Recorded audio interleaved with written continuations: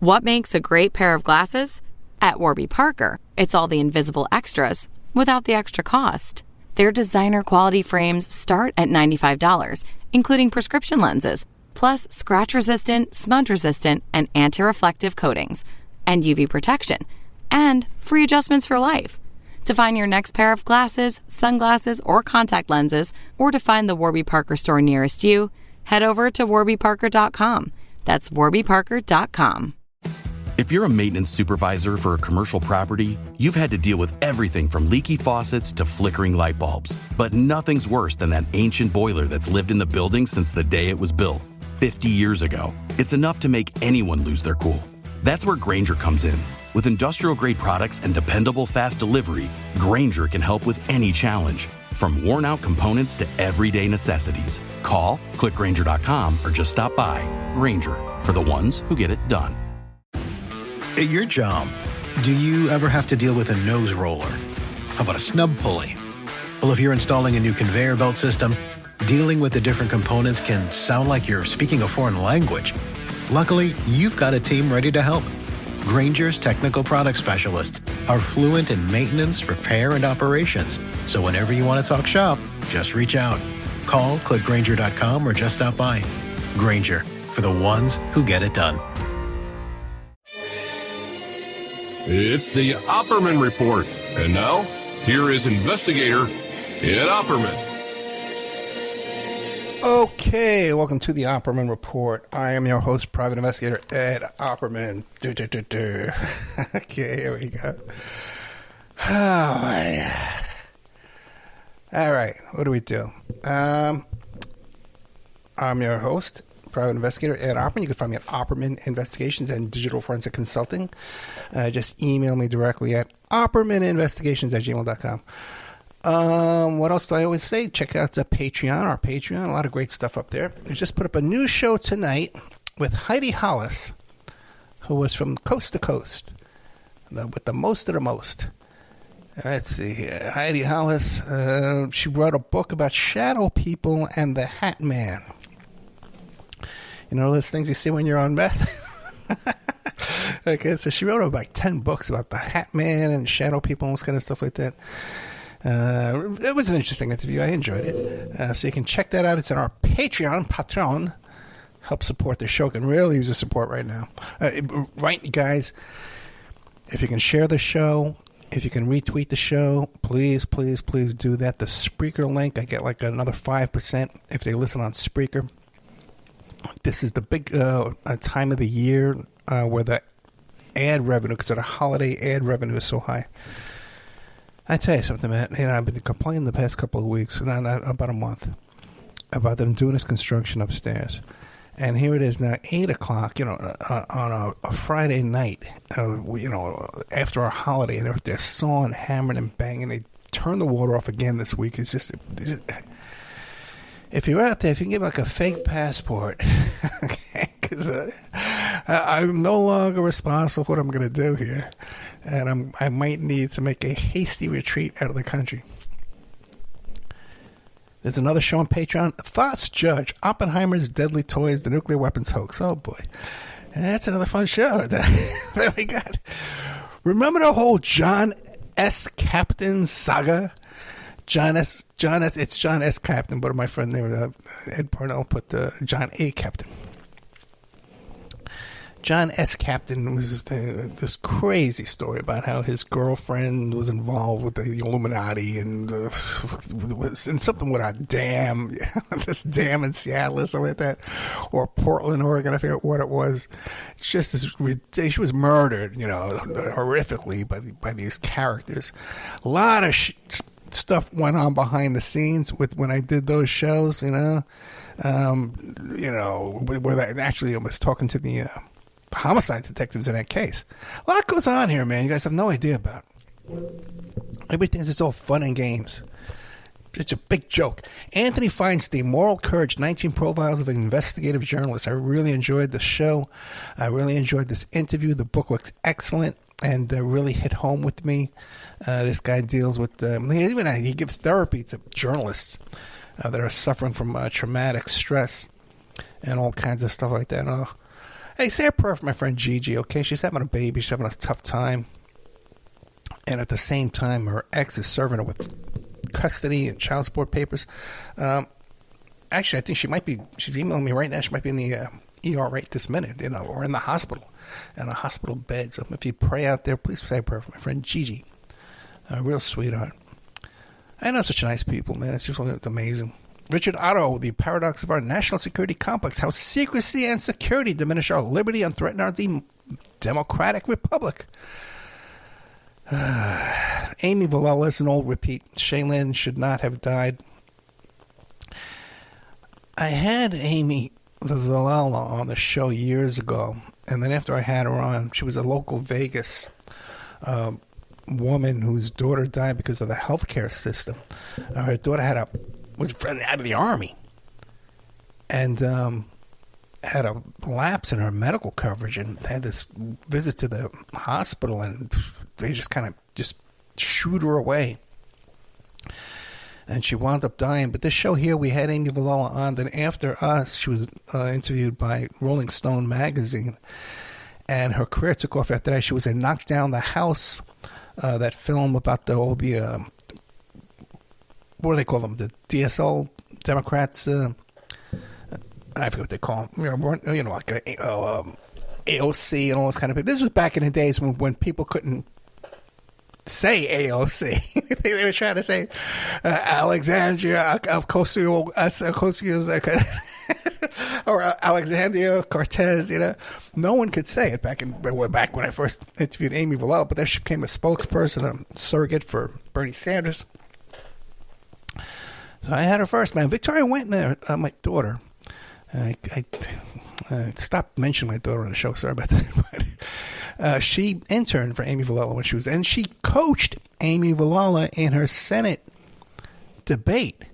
Okay, my kid coached a person running for Congress in their congressional debate when she was in high school. She was 17 years old.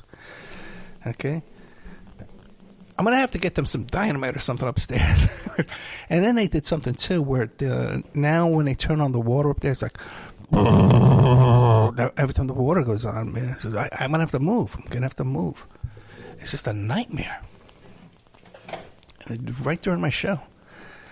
Roger Rappaport, Searching for Patty Hearst, the true crime novel. This fellow here, Roger Rappaport, was like a hippie activist type guy during the Patty Hearst kidnapping, and he wound up as Steve Weed, Patty Hearst's boyfriend, wound up living with him.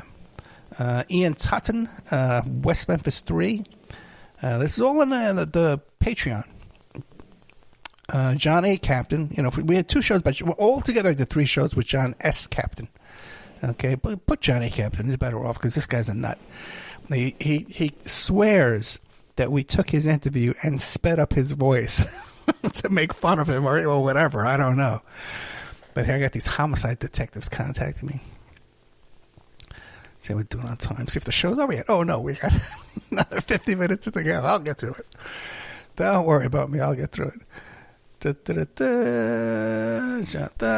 Warmonger Jerry Kuzmarov from corporateactionmagazine.com. Warmonger, how Clinton's malign foreign policy launched the U.S. trajectory from Bush 2 to Biden. What a horrible title. But it's a very good interview, so keep an eye on him. Richard Otto again. Miriam Petrie, This Family Court Corruption. Tonight we're going to have 2 shows. John Hankey, Part 1 and Part 2. And it's all about his new documentary film that came out. Let's see what it's called. It's called Breakthrough, the documentary about the John F. Kennedy assassination. People are very excited about all the repeats I played this week of all the interviews I've done about the JFK assassination, which so many of them are with people actually involved or know directly people involved. I don't know where you're going to find that anywhere else. All these people I found, out of nowhere, or I knew them as a child. So I don't know, anybody can top that kind of work, Of course, there's the, you got your, I hate to say the JFK hacks, the JFK researcher community, that are all this incestuous bunch and they're all fighting with each other and bickering over, how many times did the umbrella man open and close his umbrella, and all this wacky stuff, man. But I've brought in some new people into the arena. Yeah, who cares, right? 10 years of hard work, man. And where's it got me? Really nowhere. People hammering over my head 24 hours a day. So John Hankey tonight, then I'm doing an interview with a woman who lives there in East Palestine, where that train derailment took place. And you get a kind of an idea of what the hell they went through over there, what they're still going through over there, and how this train company pretty much just bought up the town, man. They're the cheapest thing to do it. They're not settle all the people. Just buy the mayor, buy the police, buy the fire department. Buy them. And then just treat them like crap. So we got that there. Okay, check out our TikTok, Ed Opperman TikTok. If you're out there, you want to help the show, you want to help out your old buddy Ed Opperman, shows up here for work, 10 years without missing a day. Brings us some of the best exclusive stuff out there we've had in the past 10 years.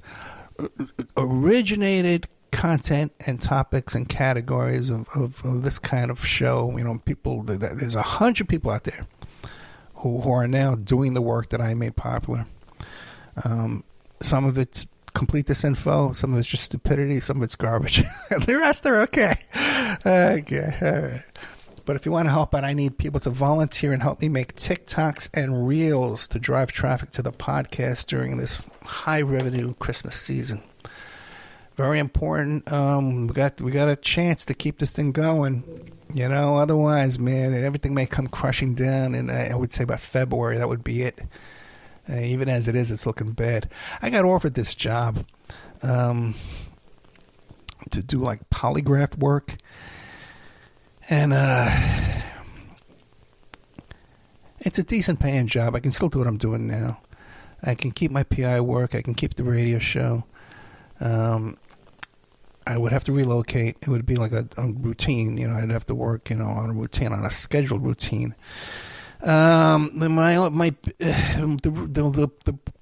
straw that's breaking the camel's, the deal breaker on this deal.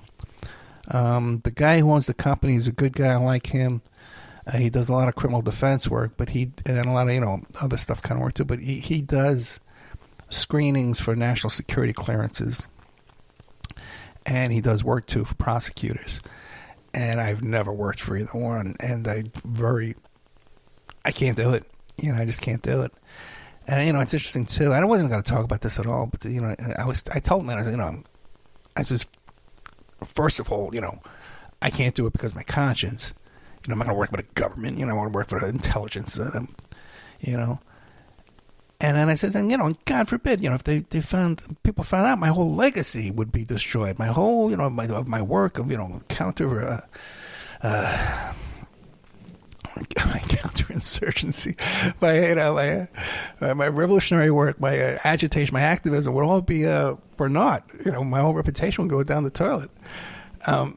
And he goes, "Oh, Ed, man, those people, they don't give a damn about you. They don't give a damn about your show. But all those people, those social justice and all those kind of people you fight for, man, they don't. What do they do for you? Did they support you? Nothing. Did they put up money in your pocket? Did they give you a paycheck? Nothing. And it's hard to argue. It's hard to argue with them, But still, that is just my personal conscience. I cannot work for the man. Not going to do it. I'll die hungry and with syphilis. Oh, God. I'll go out like Hemingway. I forgot. So the name of tonight's show is about the Trump Gone Wild. Last week, the title of the show was about Trump Gone Wild. I was going to do this whole thing about the Trump mistrial motions he filed in his $250 million Letitia James, New York City civil lawsuit there.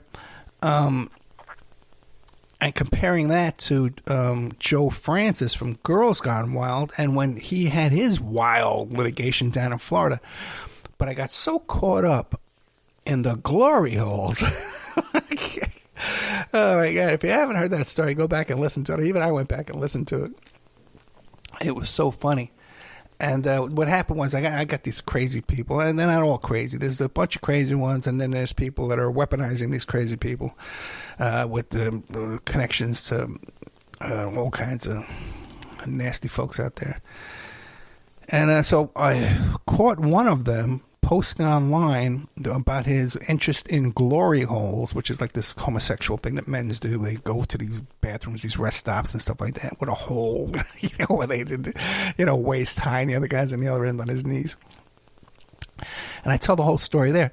And I know who it traces back to. And you would think that these people, they would hear this and they would feel some kind of shame or humiliation or something like that. But no, they double down. And their friends don't care. Their friends know that their other friends are these sexual perverted deviants.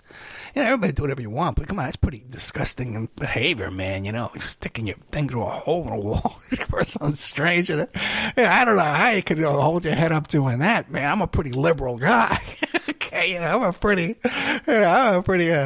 live and let live kind of guy, man. But that's some pretty, I don't know, raunchy, whatever that is, So I call this guy out on the air. I don't name him by name, but these are just the guys I think of. All his buddies know it's him because they're spamming my couple of my pages on Facebook and stuff like that with all this stuff. Just unbelievable, man. Where I am dealing with some really dirty, filthy people, man. So I forgot to get into the whole thing about the Trump's gone wild. President Donald Trump, former President Donald Trump, in his New York City case, filed a motion for mistrial against Judge Ergen, claiming this bizarre, I read the whole damn thing, it was just crazy. And no normal attorney, I couldn't find an attorney to do a mistrial motion like this for me. Basically, the cause of the mistrial was that the judge has a clerk who is a senior law clerk who he seeks advice from, and that the clerk sits too close to the bench. Okay, and it looks like there's two judges up there, which is, the judge can do whatever you want. I've seen clerks really, really run courtrooms, and no one says a word about this. That's just normal stuff. And by the way, too, when I say this stuff to you, and I do sometimes creep up to the creepy line there of giving legal advice. And I know I tend to do that sometimes, and I apologize for that. I don't mean to do that. I'm not an attorney. I'm a private investigator. I'm a paralegal. I have a lot of experience, though, and I give you my life's experience. But let me tell you something. I communicate all week long with judges, former judges, prosecutors, attorneys who listen to this show, or just, listen to the show. They like the show. People, former guests on the show. Talk to them all the time. The guy that's offering me this job is a polygraph examiner. He was a former guest on the show. I keep in touch with these people. We're friendly, and I hear all the time, oh, Ed, man, you were spot on about what you were saying there about the Trump litigation. So it's not this whole thing where people love to dismiss me. Oh, Ed hates Trump, so he just goes on the air and says bad things about Trump every week. No, I'm calling him the way I see him. And by the way, I'm going to get into something because I'm going to get into a whole thing about Trump's chief financial officer crying on the stand this week. Okay, because that's being portrayed to you incorrectly. And I look, where the chips fall, where they may. Okay, I want you to know what I know. Okay, and you could be an idiot about it. You can not accept it. I don't care. I got a responsibility here.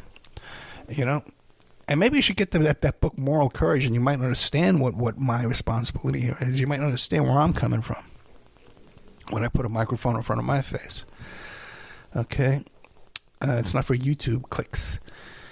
And so Trump files this insane motion that I know I could never get an attorney to file for me. Even though my closest buddy, Rich LaRosa, back in Staten Island, I couldn't get him to do it for me. And I got him to do some stuff for me. I got him to do some stuff for me. All right? Get some water.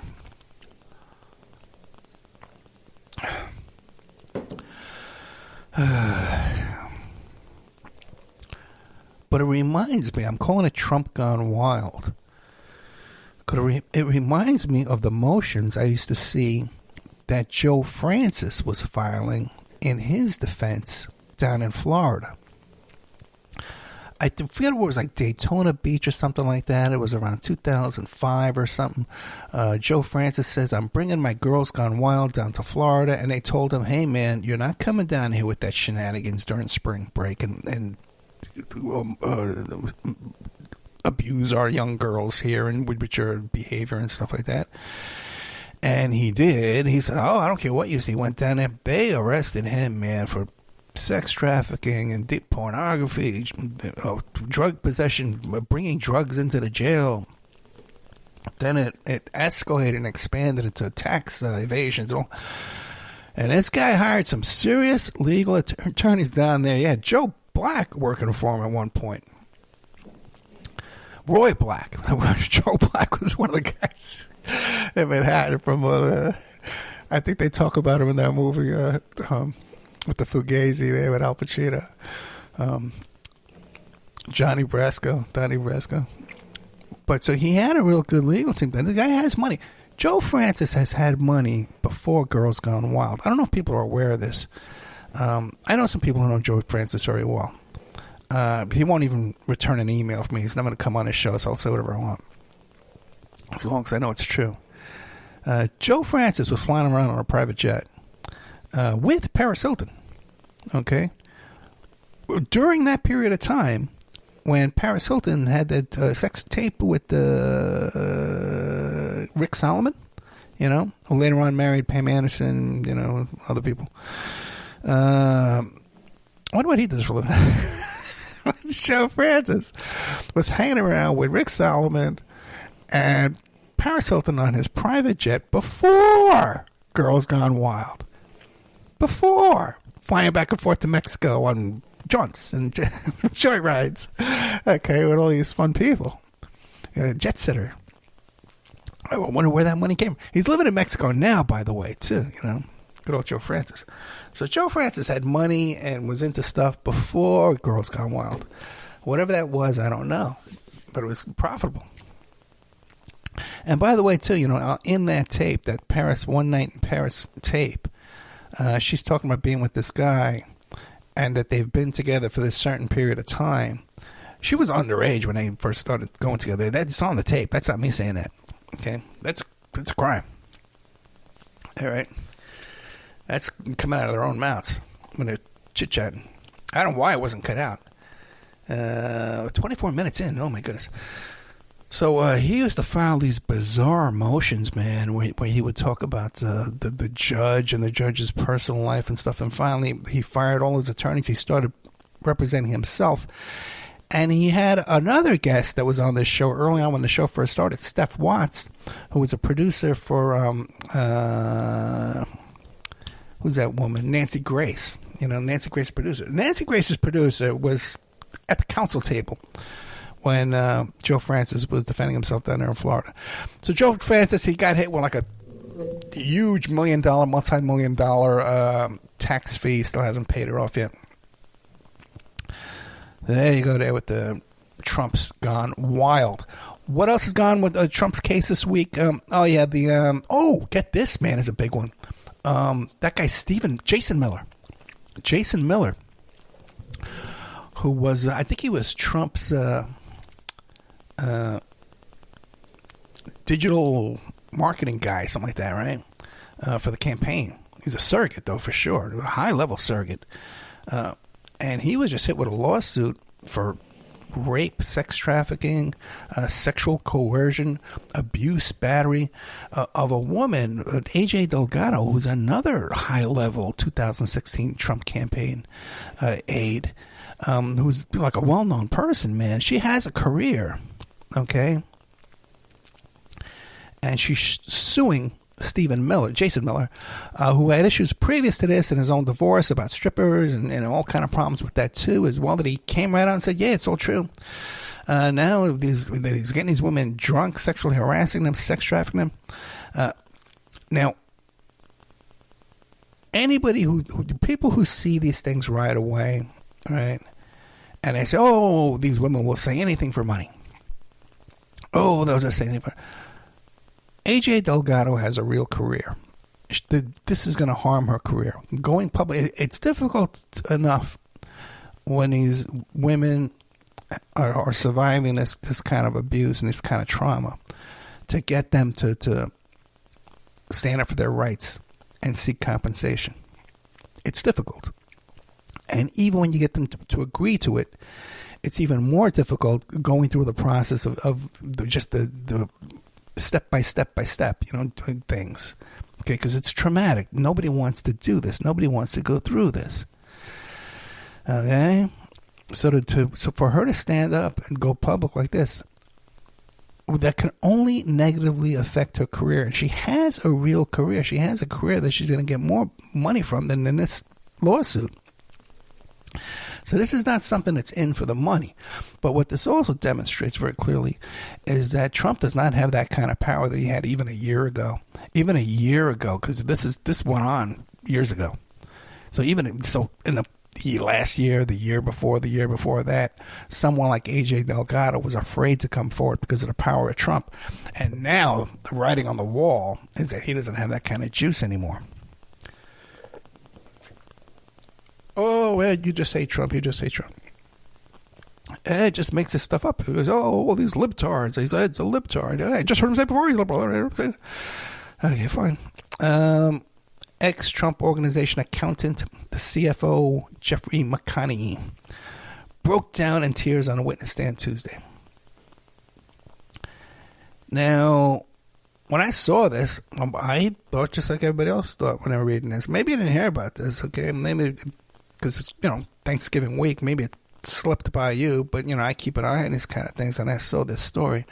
And I saw how it was being portrayed in the news that, because he broke down during the prosecution. He's a defense witness. So when the defense counsel was up there asking him questions, that's all prepared. You got, you're prepared for what they're asking you. But when the district attorney started asking him questions, he broke down, and he broke. And by the way, too, this guy's had to retire. He's had to retire. And he's in a situation where he got what do they call that when you leave? Like a golden parachute of $500,000, right? Exit fee.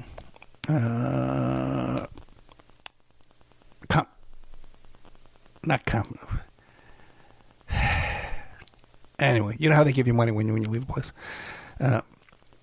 So they offered him $500,000, but he's only gotten $375 of it. They're holding back $125 to see how his testimony goes. So he's got all that pressure. Now, while he's here testifying for the defense on all these matters here, the prosecutor's office is subpoenaing him and records and stuff like that for possible criminal charges himself and for future criminal charges that could be coming down the pike. And guess what? They could be coming down against Trump Jr., and Eric, too, as well. The same fraud charges now that are now in civil court could wind up in criminal court. I'm telling you, man, this is a very, very ugly situation. But the impression I got from a friend of mine who's in that courtroom, who saw this guy breaking down, and she said, Ed, let me tell you something, man. When this guy started getting all choked up and breaking down, you could hear a pin drop. And people were traumatized in that courtroom watching this happen. This poor guy who had worked hard his whole life and kept saying, I'm an honest man. I would try to do the right thing. I tried to do the right thing. And now I'm taking the fall for everything here. And now there's the possibility that I'm going to get criminal charges against me too. I just want to, I don't want to be the scapegoat anymore. Like, this guy's got the government down on his ass, and he's got the Trump organization down on his ass, and he's like just suicidal. Okay, but look, even when you got a guy who's guilty, man, this prosecutorial misconduct and abuses and pressure that goes on, man, that's not right either. That's not right either. Another big thing that happened this week was the bail revocation hearing for Harrison Floyd. Now, you remember I was telling you last week, in between glory hole stories. In between the glory hole stories. How are we doing on time here? 31 minutes. Okay, we might end early because I get them banging upstairs. Harrison Floyd is the fellow who's up there with, I call them, the R. Kelly 3. He's the one with African Americans for Trump, who was part of this group with this ex-cop who became a clergyman, and the former publicist for R. Kelly, who was R. Kelly's publicist during the time that R. Kelly had those little girls. They were little girls. Some of those kids were 13 years old. I think one of them was 11 years old, was getting urinated on, right? Those little girls in cages in Trump Tower in Chicago. She was his publicist, fending off these questions. Okay? The guy's in prison now, so we know he's guilty, right? Anybody argue with that? But this lovely woman was his spokesperson. She didn't quit until after the documentary came out that was just so black and white that there's no one stuck with this guy at that point. Okay? And these three went and they tried to intimidate a poll worker. Okay? So they all get arrested, of course, with the 19 RICO co-defendants. And he couldn't make bail, this guy. He is the one with the most to lose in this whole situation. He couldn't make bail. So he's the only one that was held in there. Oh, the pot guy, they kept him in there, but everybody else on bail, but they wouldn't let him out. It's racist. Trump, it was racist against Trump. Okay. And then it turns out he got into a fist fight. There was a federal agent serving a subpoena. He got into a fist fight with them, and then he had like a standoff. He locked his door. He had his kid in the house. Well, this guy's out there. And then there was this whole thing about these leaked proffer tapes of Sidney Powell and Jenna Ellis and Cheeseborough and the bail bondsman. Okay, and everyone thought it was Harrison Floyd who leaked these things. I thought it was because the district attorney attached a exhibit of an email chain. His attorney says, yes, we did it. Okay, then later I said, oh, no, we didn't do it. Okay, it was a mistake. It was a typo. Okay, all right. So I thought it was him, okay, and then the DA thought it was him originally. Another attorney fell on his sword and said it was me. And then this guy's been posting some blatant threats, man, to the complainant in his case on Twitter. Okay? So they held a bail revocation hearing on him because you're not allowed to communicate with the victim in the case, in a criminal case, either directly or indirectly. So you can't call them up on the phone and say, hey, you got no case against me. Bah. You'll get your bail revoked. You can't drive by their house and yell out the window with a megaphone, hey, you got no case against me. That's indirectly. Okay? So you can't also post on social media, hey, you got no case against me. Everyone, look at her. Everyone bother her. Everyone harass her, stalk her. Now, the judge denied the bail revocation. The guy's still out on bail with some new conditions that now he's not allowed to talk about anything on here.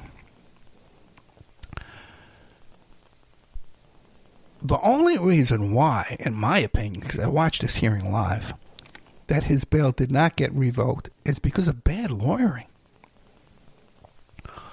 All around. The prosecution put on this district attorney investigator who wasn't paying attention to the questioning, and was his answers were just horrible. This guy just wasn't paying attention. Okay. Then they brought on an attorney for the woman, the poll worker that was being stalked. He was a mess. This guy was a horrible witness too. They were just everyone in that hearing was just a horrible lawyer and a horrible witness. But the worst one, the very, very worst, was Harrison Floyd's own lawyer, who at one point described the body cams, because when they made these threats against this poll worker, they did it at the police station in front of a cop, because the only way this woman would meet with them is in front of the police. Thank God for her. And the cop has his body cam on while she's the R. Kelly publicist is telling her, if you don't cooperate with us, you're going to lose your freedom. We're going to kidnap you, or we're going to have you arrested in some kind of way. Unbelievable.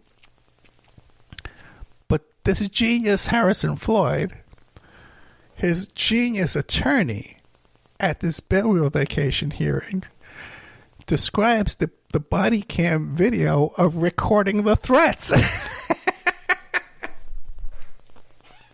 He says that the guy says that there's a video of his client threatening the victim in the case, which is basically what he's on trial for. So, if this guy's going to do this during a bail revocation hearing, I can only imagine what he's going to say during the actual trial. But anyway, you would think this is such a historic, significant case that they'd bring in some 18 lawyers, man, to work on this thing. I don't know what's going on. Kind of makes you wonder, man, like, is the fix in? Is the fix in with all this stuff? Is Ed Opperman like a stupid idiot? And I'm not, no one's tipped me off, like everyone's playing, when you're at that poker game, you don't know who the sucker is, it's you, Oh, God, look around the room, man. If you don't know who the guy is, it must be you. So that's the motion to revoke the bail. And let's see. There's a whole bunch. Eric Adams, the mayor of New York City, was accused of sexually assaulting a woman in 1993. That came out this week. Cuomo got sued for another sex assault. Turns out that a friend of mine that used to work for me is very close to the Cuomo. She's very close to one of the Trump daughter-in-laws, too. So I'm getting a lot of behind-the-scenes gossip from all that now. There's really nothing I can share with you without, I tell you, I saw this thing about, there was a poll or a survey or something like that. I forget what the number was, like 60% of Americans on both political parties no longer believe in the American dream. The American dream, what is the American dream anyway,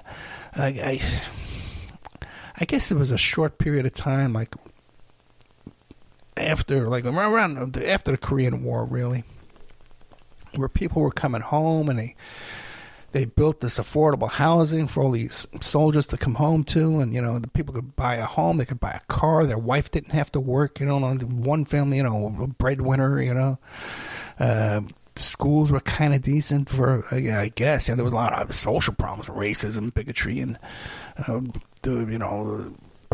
misogyny. It was all fine back then. But the American dream, we weren't living like complete and utter slaves, which has just gotten. I've been doing the show for 10 years. And the first couple of years I would come on, I would be so passionate and I would be screaming into the microphone, the conditions we live under today are intolerable.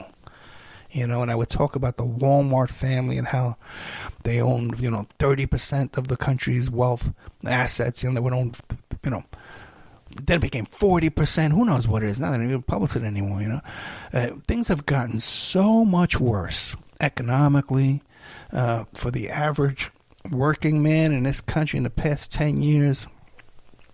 It's like night and day, like I never dreamed things could get this much worse so quickly. And not only is it destined, if we maintain this idea that somehow capitalism works for you and me, it can only get worse. And as capitalism fails, end stage capitalism, failing capitalism, it only gets worse and worse. You can see this inflation. Historically, the response to inflation is fascism. Okay? this is history, and you know me, man. If you've been listening for 10 years, I'm no student of history, man. That's one of my worst topics, man. But this is like blatantly right in your face kind of stuff that a guy like me can keep up with. What I'm seeing even more though today is people consigned to live as slaves. Even these young people, and they're out there and they talk about socialism and my government name, and and I don't conform, and we need to stand up and go Palestine, end the war in Gaza, that they say the right things, but when it comes time to do something for their own self-interest, to stand up for themselves and to benefit themselves, to take a risk, they want to live like good little obedient slaves and get a job at Starbucks, or get a job maybe if they're real edgy, at a thrift store, people just want to work like slaves. They don't want to take any risk in their lives, which is why you see the advent of these big cartels and who took over the smuggling industry and then the drug gangs that took over. You don't have those kind of independent dealers anymore either that I used to see in my lifetime. The American dream is, if it ever existed, it is now on its final breath. And it's fascinating, too. And I wasn't planning on saying any of this tonight. I just saw that we had some extra time. That even the people who you think kind of get it will we cannot comply. Do not comply with the face diaper. That's their line in the sand. Okay, that they won't wear a mask and they won't get a shot. Okay. But when it comes up to standing up for their financial interests, these same kind of people will say, the media is wrong about this and they're lying to you about that. And but when they tell us capitalism is good and God forbid socialism is bad, that's they're all along with. Okay? The enemy is the conditions we live under is slavery, and that's just inching us toward socialism. And God forbid we should ever get to socialism, because it might be as bad as we have it now. Okay? There's a chance it could be as bad as it is now. Everything that we're living under now is horrible, but it can only be worse if we're working for ourselves and keeping our income. Just insane. The brainwashing, man, and the mind control is just so out of control. And then they're going to lay their line in the ground, and I'm not putting on a mask. I'm standing up. Do not comply. Ha, ha, ha. What are you going to do? Jamie Foxx has some kind of a sex abuse thing came out, too. And Sean Puffy Combs hit with his third claim for rape and choking. People ask me to tell my story about Sean Puffy Combs. I'm going to tell you it now because he's too busy to sue me. But I ran into Sean Puff Daddy. First time was at the airport, Newark Airport. He was dating Jennifer Lopez at the time. And everyone talks about that. He's a sharp dresser and stuff like that. He was wearing this really baggy suit. It was really oversized. And it was back in the old days, back in the 80s, when you would fly, you'd wear a suit. It was funny, right? And then, what do you call it? He was with a woman who I thought could have been Jennifer Lopez. She was a little chubby, too. Could have been her. But he was with this woman, but then again, he didn't want to kind of be seen with her. It's kind of a weird situation. There was that. The next time I heard a story about Puffy Combs was that when he was involved with Jennifer Lopez at that nightclub, and a pregnant woman got shot in the hand. Okay?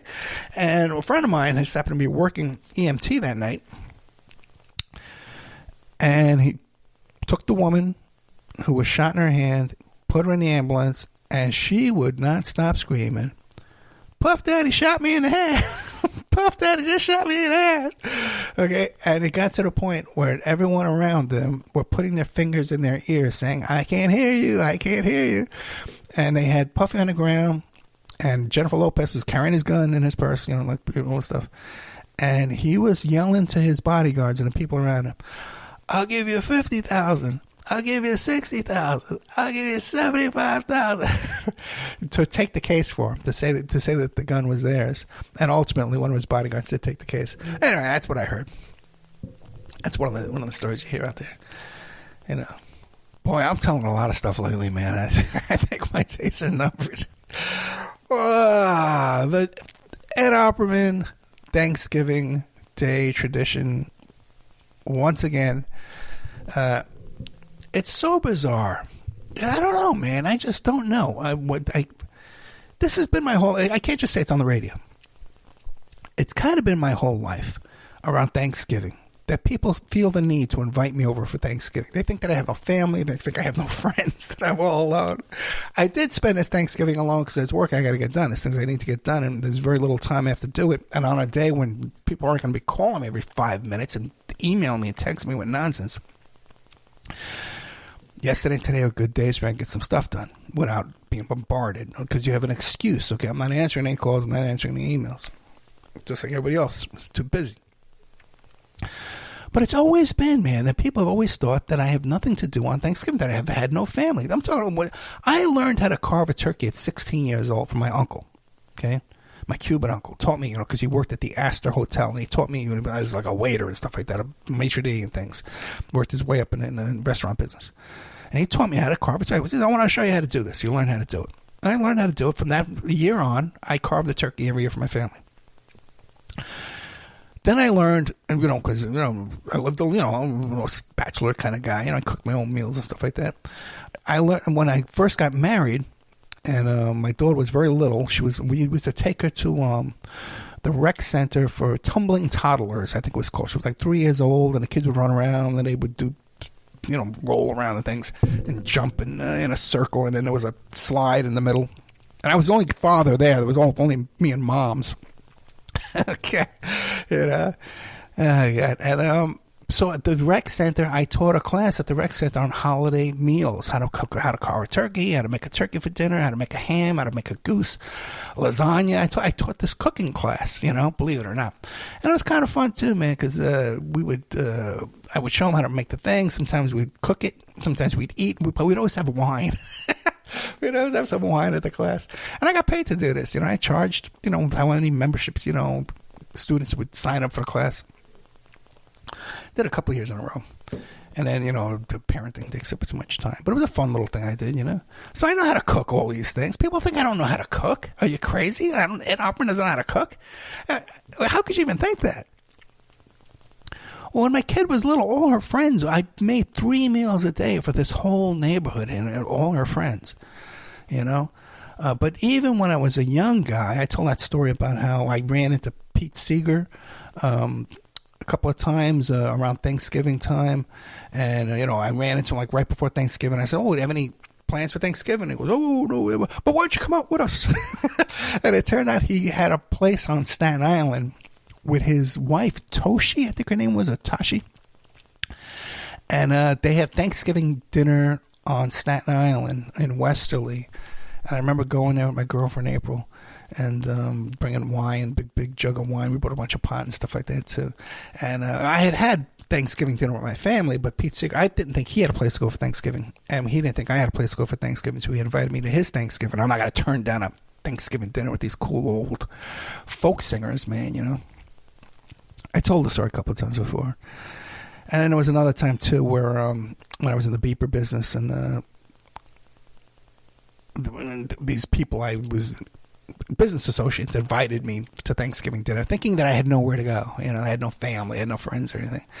And another time, I went to one of those places where they help you write out your resume, and that guy invited me to Thanksgiving dinner with him and his wife. They thought I had nowhere to go. I don't know what it is. I give off this impression, or people who think I can't cook for myself. I'm some kind of lonely bachelor here, dying alone with my cat. I don't know how I give off that vibe, except that I can't share on social media anybody I'm dating, man, because I got these crazy people out there who are obsessed with my personal life. And stalking people. It's just insane. And there's no way, man. There's just no way that this is just like ragtag people doing this, man. This is finance. This is, government, not government. This is, capitalist government intelligence operations. But every single year, I've been doing this for 15 years on social media. In the morning, what I'll do is I'll post this little thing saying, hey, how long does it take to defrost a turkey? I took this thing out of the freezer 2 hours ago. Okay? And I've been doing it so long that people on Twitter and Facebook, now they know the joke, okay? Enough people know the joke, but there's still a few people on my regular Facebook who still don't, they think, oh, Ed, he doesn't know how to cook. Oh, that man, that single bachelor, he doesn't know how to cook a turkey. I better tell him how to do it. They'd be, oh, Ed, it takes 3 days to defrost a turkey. Let me tell you how to do this. Oh, Ed, you can put it in water in the sink and that'll make it defrost. Like, I don't know this stuff. So there's a small town here in Florida that I frequent, and I belong to a group on Facebook in that town. And so I did it there this year. 300 responses. So they're telling me, you have to take that turkey out like 3 days ago. So I go, I did take it out. I took it to the movies. And then I took it for drinks. Or another one was, it takes days. You have to leave it out for 3 days. How does a turkey know if it's day or night? How does it know if it's days? Whatever, 3 days. Oh, well, so over and over and over. It was really funny, man. And you're trolling these people. They have no idea, half of them. And then they all start catching on, and they all act like they're in on the joke. So that was my Thanksgiving. But guys, don't worry about me. Trust me, I'm not lonely. Okay, I'm not a lonely guy. All right. I could use some help. That's for sure. I don't have the kind of help that I had back in Vegas, that's for sure. But I'm not some lonely guy with cats and sitting with my TV dinner. All right, let me get out of here. I'm playing John Henke twice tonight, part 1 and part 2. And then I think I am going to play that, if I'm still up. I'm going to play that thing with the East Palestine. I got to get that show out there, man. I got a lot of new content coming in. I taped a lot this week. All right, guys. Happy Thanksgiving to you. Boycott Walmart, okay? Boycott capitalism, period. All right, guys. Good night. Love you so much. Check out my Opperman Report TikTok. That's if you can go there and build that up for me, re-tick it and talk it, share it. Put the reels up on your Instagram and stuff like that. That would be great, promoting the show. If you could retweet the link, the Spreaker link, man, that would be great if you could help me out with that right now. If you could help me make reels and TikToks, I could use that kind of help too. You just want to send a donation, never turn that down. Some guy sent me $40 today, man. Thank you so much. Okay, that's how rare a donation is that I've gotten in years. And if I want to advertise on the show too, man, we've got on a lot of stations. A lot of people listen to the show, that's for sure, man. Don't leave me alone. All right, guys, good night.